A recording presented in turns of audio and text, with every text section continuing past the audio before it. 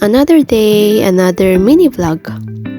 When I opened the door that time, I was totally shocked nga amo ni ang makita ko.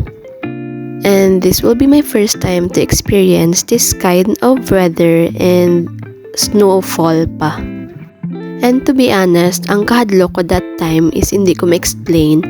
And ara bala nga gakanta ka na lang worship song kagahambal ka nga please guide me Lord nga makaya ko kag makalabot ko sa akon makalabot sa store.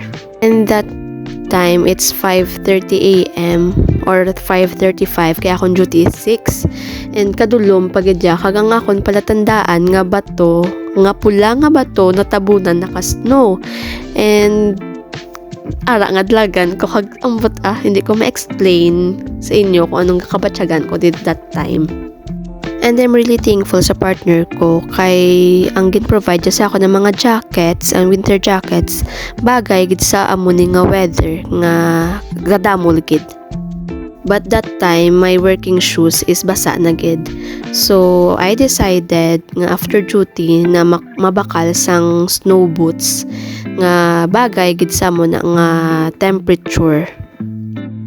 And it's a little bit pricey but ang akon ginapanumdum that time arang magamit ko ni siya for the rest nga ari ko diga stay sa Canada. So it's okay.